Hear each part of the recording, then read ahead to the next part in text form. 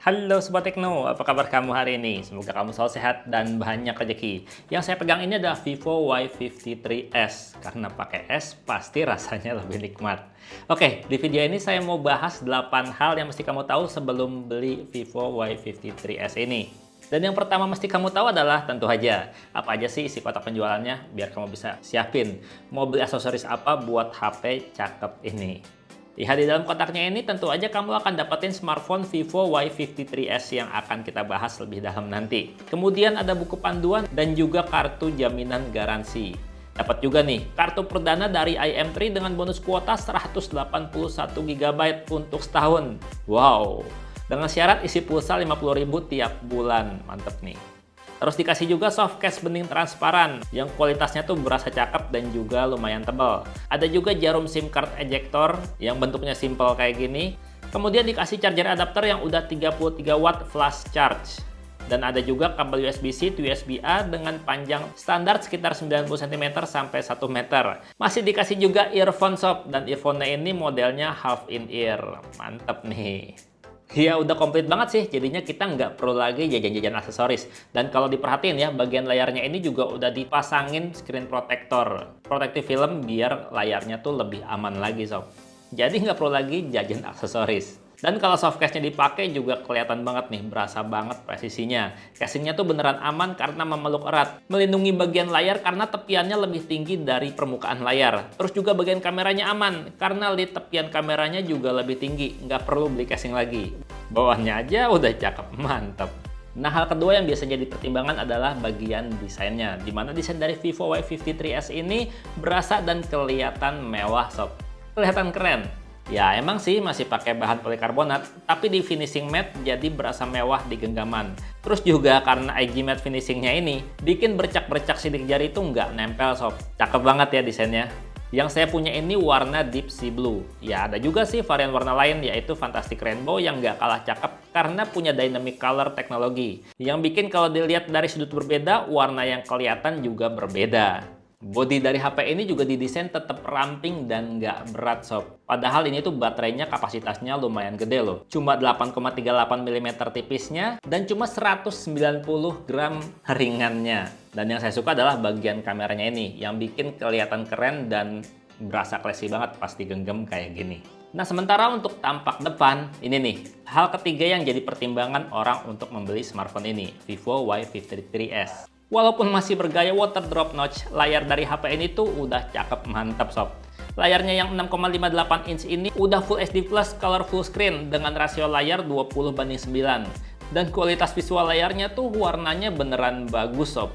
Udah P3 color gamut, jadi warna yang ditampilin beneran berasa bagus di mata.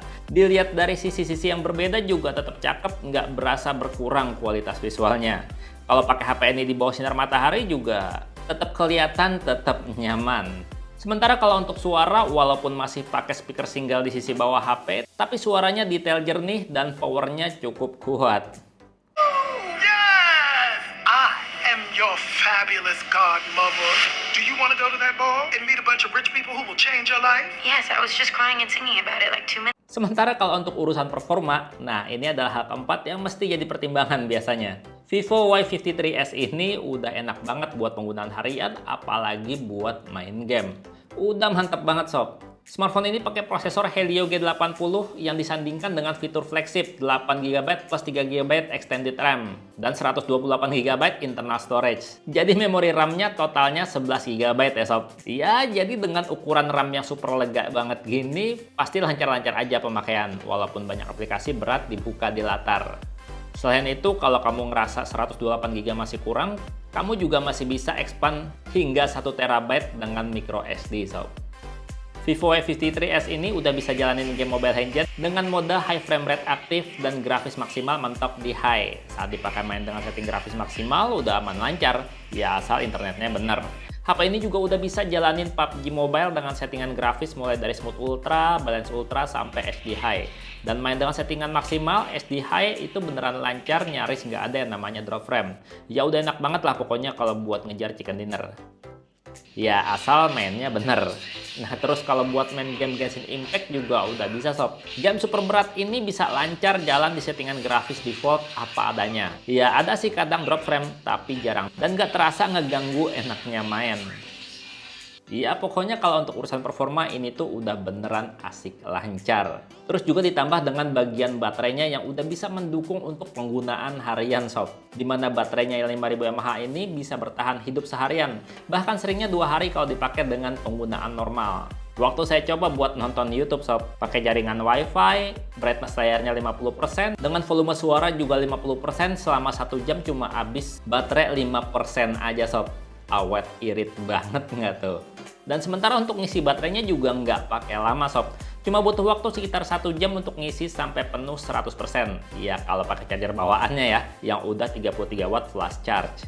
Dan hal keenam nih, satu hal penting lainnya yang mesti kamu tahu mengenai Vivo Y53s ini, yaitu adalah bagian kameranya, yang menurut saya adalah salah satu poin istimewa dari HP ini sob. Karena Vivo Y53s ini punya kamera selfie 16 megapiksel AI selfie kamera dengan bukaan lensa f2.0 yang udah dilengkapi fitur night selfie untuk foto-foto di kondisi kurang cahaya.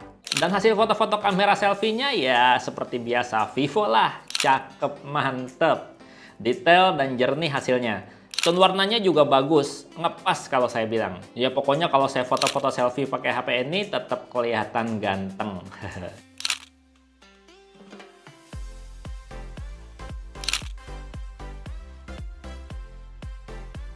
Untuk foto-foto model super night selfie-nya juga hasilnya kelihatan lebih terang dan jernih sob. Terus kamera belakangnya, ya emang sih masih triple kamera, tapi udah pakai 64 megapiksel night kamera, 2 megapiksel super bokeh, dan 2 megapiksel makro kamera. Dimana untuk fitur-fitur kameranya juga udah lengkap sob. Dimana untuk UI kameranya kayak gini sob, di bagian atas jendela ya, itu ada bagian kamera setting, terus juga ada bagian pengaturan rasio, ada juga buat filter-filter dan juga portrait light effect. Terus juga ada mode HDR, di mana HDR-nya bisa dimatiin, hidupin. Terus juga ada pengaturan LED flash. Nah, di bagian pojok kanan bawah ada lens yang kalau di tap akan muncul bokeh dan juga super makro. Kamu bisa pilih nih ya, mode bokeh atau mode super makro. Terus di bagian tengah ada 1 kali dan 2 kali, di mana ini tuh buat zoom ya. Zoomnya zoom digital sob. Nah, di bagian bawah jendela bidik ada mode-mode seperti mode malam, night mode, mode portrait, terus juga ada mode foto, ada mode perekaman video yang hasilnya udah stabil dan juga more untuk mengakses mode-mode lainnya kayak mode 64 megapiksel, mode panorama, live photo, mode slow-mo, mode time-lapse, dan mode pro. Di mana mode pro-nya nih, tuh settingannya tuh komplit ya sob ya. Ada exposure, ada ISO, ada shutter speed, ada white balance, dan juga autofocusnya. Terus juga ada terakhir adalah mode dokumen buat scan-scan dokumen sob, yang fungsinya sebagai scanner. Kalau untuk hasil foto-foto kamera utamanya nggak usah diragukan lagi sob, asli bagus kalau menurut saya ya. Warnanya tuh detailnya enak banget dilihat hasilnya. Udah mantep banget nih kalau dipakai buat foto-foto produk, terus hasil fotonya dipakai buat jualan online.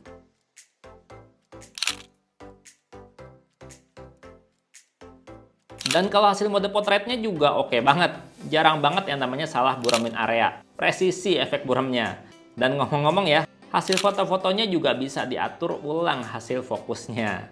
Nah, kalau hasil kamera makronya walaupun cuma 2 megapiksel, tapi hasilnya tuh berasa jernih sob. Berasa lebih oke dibandingin kamera 2 megapiksel makro HP-HP lain yang pernah Bang Tekno cobain. Nah, kalau untuk hasil mode super night-nya kayak gini sob. Yang gelap lebih terang dan hasilnya juga lebih detail. Noise-nya juga lebih minim. Cakep.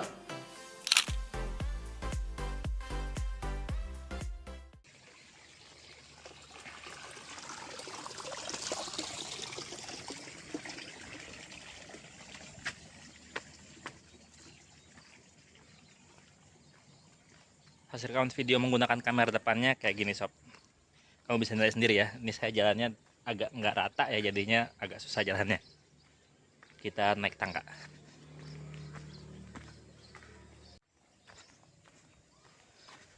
Nah, kalau untuk kamera belakangnya kayak gini, perekaman videonya.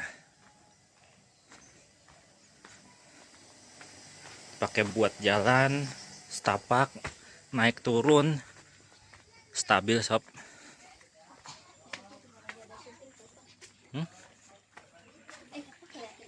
Dan hal ketujuh sob, salah satu hal penting lainnya dari sebuah HP yaitu adalah sensor-sensornya. Untuk HP ini tuh sensornya lengkap banget sob, dikasih plus lagi. Jadinya kalau untuk penggunaan harian ini berasa lebih nyaman.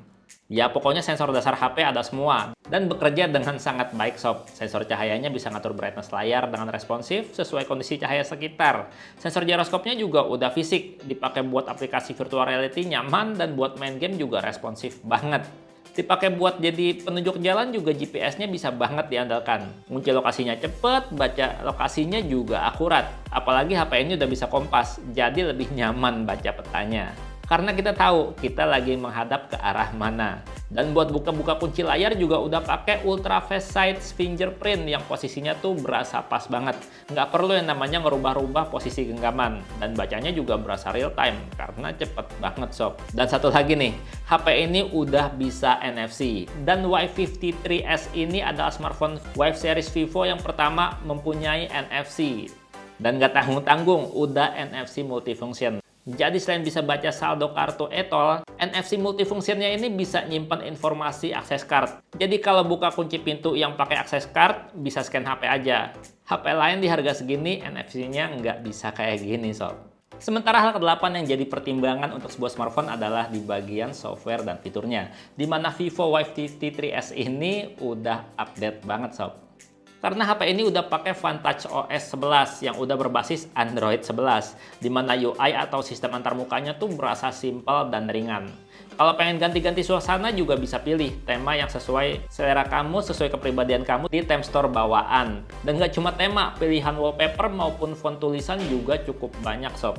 Masih disediakan juga FM radio yang mesti pakai earphone kalau mau dengerin candaan lucu dari penyiar radio.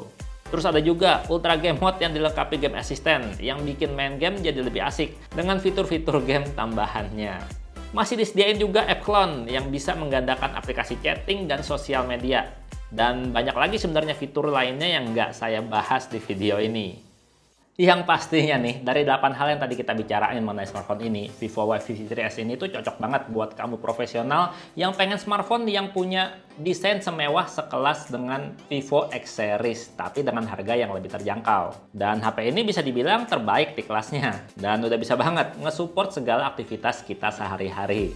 Ya kira-kira gitu aja sih cerita Bang Teno mengenai smartphone ini, Vivo Y53s ini. Kalau kamu udah punya, kalau kamu udah pernah ngerasain HP ini, boleh banget berbagi pengalamannya di kolom komentar. Dan Bang Teno pamit, sampai jumpa di video berikutnya. Bye-bye.